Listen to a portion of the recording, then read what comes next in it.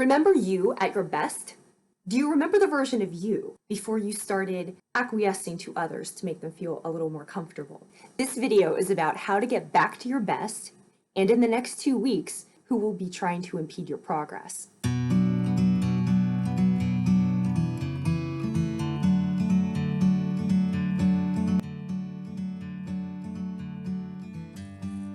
Even if you don't know it, you were created to fulfill a divine purpose. And in order to fulfill that divine purpose, you need to be the fullest version of you. You need to learn what you need to learn, to go through whatever difficulties get you there, but you need to be the best version of you. That is what the transit is about. Energy is transient. It is not linear. So the best way to describe energy, it's like people you invite to a party. Whoever's in the room is going to determine what the feel is like and what the conversation is like and what the energy is like.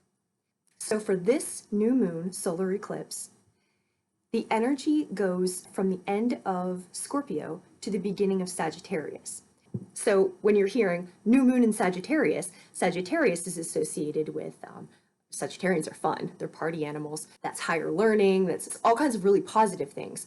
But that is not what the energy is. So if you are not feeling overly optimistic in a Sagittarian kind of way, there's a good reason for that. Because where this full moon lies exactly is at the end of Scorpio, Jyestha Nakshatra, and then the very beginning of Sagittarius called Mula Nakshatra. And this space, these are just a few degrees depending on how you do the chart. Jyestha is associated with deception, it's associated with enemies lurking in the shadows, it's associated with you getting better and then people trying to trip you up. But not just anybody, the people closest to you trying to trip you up, because where the best enemies hide? In your inner circle, of course. You know to look out for people who are overtly opposed to you. What we don't look out for so easily are the people who are close to us and very carefully sabotage us. Who may not even be aware they're sabotaging us. Usually they are, but maybe they're not aware. That's Jyestha. Mula Nakshatra is associated with the root. So it's looking at the root cause of something, right? So Jyestha Nakshatra, it's the final decan of Scorpio, which is the eagle. So it's taking perspective. And it is the moon card, the high priestess, and death. The high priestess is observing things from a higher vantage point, from a very detached vantage point. And the death card is transformation. She's looking at it. Consider if you are, for example, looking at the battlefield from up above. Or in conflict resolution, we have the saying, go to the balcony. It means, in your mind, go to the balcony and look down at your life and what's going on as if it is a chessboard. Just look at the landscape of what's going on, where everybody is situated, and don't feel attached to it, just study it. So we're looking at it from this very detached place. And we're looking at it from the point of, we're going to transform. This is not how we're trying to be, we're trying to move in a different direction. It's associated with artha, which is purpose. And so the purpose is to go to a higher place, is to go to a better place spiritually. And you need to know how you are situated in the world around you. Who's around you, what's around you. Because if you want to get to a different place, you need to know how to get there. So in order to construct an effective strategy, you need to know what the landscape looks like and where you are. So then moving into Sagittarius. Mula Nakshatra. This is associated with Muladhara, the root chakra. Imagine taking something up by the root and cutting up the root slowly, delineating it into all its small pieces so that you understand the root cause of everything. Mula is associated with karma, the cause of things, the way things move. So in order to understand, you're trying to get to a better place, but you will have to understand then how things move. And again, where you are situated in, say, a karmic wheel or a karmic cycle. This eclipse is also associated with the South Node, which means things from a prior life, souls from a prior life, contracts we've had in this lifetime. Maybe we agreed upon it in a past life. But souls tend to travel together. That's why you see a lot of what's called karmic debt or karmic ties with families. Do you notice how generations of families have the same problems? They're handed down, they're perpetuated, they're handed down, they're perpetuated. And when you're in that family, you don't think about breaking out of it because that's what's normal to you. So you don't see something as problematic when it's just how you've always done it. And even the problems that you have as a result of perhaps doing things in a dysfunctional way, it isn't dysfunctional to you, it's normal. So if you hear something like, that's how our family has always done it, that's just what our family does. That's just the way we are. That's indicative of a karmic cycle. That's not indicative of somebody who's saying something like that. They're not saying we can do better. Why don't we create a situation that's healthier for everybody? Why don't we create a situation that's happy for everybody? They're not saying that. They're saying, this is what we do. You see? And the wheel continues to turn. So back to the nakshatras. You're watching this video because you're concerned about what you're doing with your life. You have a sense of purpose. You have a sense of there's something else you are supposed to be doing in this life. You're here for something better. And you're a person who is trying to achieve something better. And that's why you watch videos like this. So this is what this solar eclipse is about. First of all, new moons are quiet times. They're dark times. There's no light. Eclipse times, eclipses are uncertain energy. So if you feel like the earth is moving under your feet, like nothing is certain, that's exactly how it is. This one is associated with Kali, Nirti, Durga, clearing energy, goddesses of destruction. So you're looking at where you're situated, you're seeing what's around you, you're seeing the problem with what's around you. You're also looking at the root causes of what this is and how you're situated, and you want to break it apart because you don't want to be part of this cycle anymore. Jyestha is in Antares, also associated with Mars. Conflict, severing. We learn about ourselves through conflict. We learn both who we are and who we are not. And in the same way, we learn about others in conflict. We learn who they are, how they handle themselves. We learn what's important to everybody. As a conflict doctor, I've seen this a lot. People tend to think about conflict as a negative thing. It's one of the most useful things available to you. It is the most useful thing available to you. Because when people are under duress, you really see what they are made of.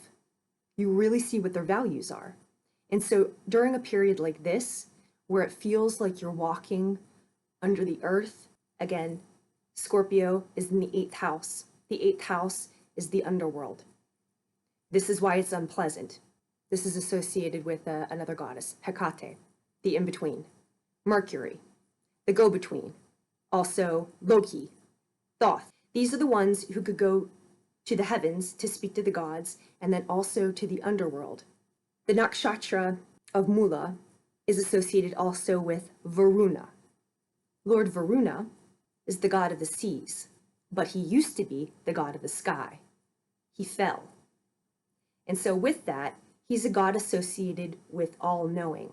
And he is all-knowing because he fell. And when you fall, you learn all the layers and you see everything all the way down. Your experience is that which would never be the level of enrichment if you'd always stayed at the top. So if you feel like you're losing something, if you feel like things are going badly, if you feel like you were in the dark, this is the way that you learn. When you come out the other side of a really difficult situation, you've grown in ways that you could have never foreseen. Now the Mercury is death and the magician. Death means the old way. It means you transform how you think, in this case. And the magician is the creation of something new. So there are two major elements that we're looking at here as we get into the individual signs. The first is what house the new moon solar eclipse is happening in, because that gives you where to be detached in order to transform. The second area is there's a square to Neptune, and Neptune is delusion. So that is the thing that will throw you off. That's the thing that you're not supposed to listen to. Capricorn, sun, moon, and rising. This new moon solar eclipse is happening in your 12th house. That is the house of subconscious. That's the place where you go to retreat. It's the place of isolation. It's the place of psychic activity. The 12th house rules places like prisons, institutions, asylums, rehabilitation centers. It also rules addiction. It's all of the things that we experience in isolation. And what does this have to do with you? It's probably come to your attention recently that no one is able to do this but you. No one's coming to save you. There's no way out. There's no trapdoor. There's no magic answer. It's up to you. So all of the people who kind of wanted a piece of you before, all the people who just wanted to be around you, who wanted to use you, who wanted something from you, but they don't contribute anything to you, now's the time to step away. Now's the time to embrace your isolation. And what this transit is having you do is look differently at isolation. So whereas normally we would consider this a punishment, say for the year people are quarantined and they feel like it's a terrible thing not to be around other people. Well, a different way of thinking about it, there are benefits to not being around other people and other people not being around you. You can get a lot of work done. You can enhance your spiritual practices. You can settle back into your devotion. You don't have to throw your energy away in all these different places. You can focus it. And a mental retreat, just like a spiritual retreat or any kind of retreat, it allows you to focus back in on yourself. Focus back in on you and concentrate again on your devotion and why you are on the path you are on. Without the distractions of other people, your spiritual practices can be enhanced, your thought processes can go farther, and your work products can be many. This is not a bad thing. Now, what's going to trip you up is the third house. And the third house has to do with logic. So how you're going about things and what the way forward is for you does not have to do with logic. And it's a weird thing for a Capricorn to ignore your logic, but that's what the transit is asking you to do. Third house is also what's in proximity to you. And we tend to judge others by what's around them and judge ourselves by what's around us. And we're told this all the time, that we bring our own reality, and so wherever we are at this moment is a reflection of what we brought on to ourselves. Okay, and so now we have an international pandemic. Did everybody bring that? Like, you realize the flaw in the thinking. It's what happens to be around you right now, but it isn't necessarily what you are right now. In this 12th house spiritual retreat, thinking about things differently will allow you to get back to actually who you are. And that comes from the inside. That does not come from your community, from your siblings, from your correspondence, travel, from the stuff around you. It's inside. And so that's what the transit is asking you to do. Go back inside, and that's where you find your security, and that's where you re-enter your devotion. And that is where you step back on to your spiritual path and really go hard now. To sum up the energies, here's where we are right now, the in-between. The Mercury is really strong this time. Remember, Mercury is Hermes, is Loki, is Thoth, Hecate is another. These are the deities that are associated with being able to speak to the gods and to go to the underworld. They have access to the highest and the lowest, which gives them the best perspectives. What we find in the underneath: secrets. Secrets that we don't want to talk about, the roots of things that are way too personal to say out loud, that people wouldn't like it if we said it out loud, but the secrets that inform our thinking and inform our emotional bodies and drive us unconsciously. So we're being asked to break those up. The destructive energy. brings us liberation, the clearing of things that we no longer need and that no longer help us on our path. When we get rid of those, they clear the way and they make room for things that we do want. When people who don't help us go away, when people who don't support us are out of our lives, it makes room for people who do support us and who do love us and who do want to see us at our best.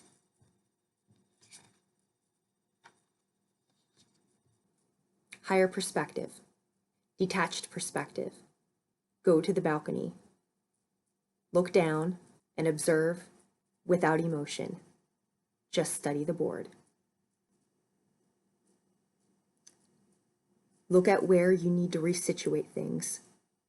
Look at who and what belongs there to help you transform.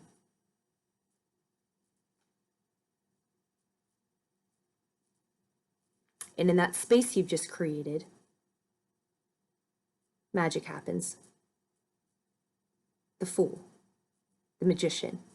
This is the new world that you can create.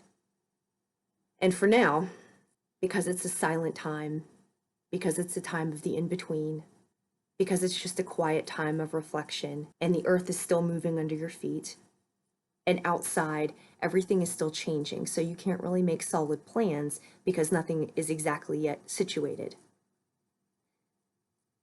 So the final thing, devotion.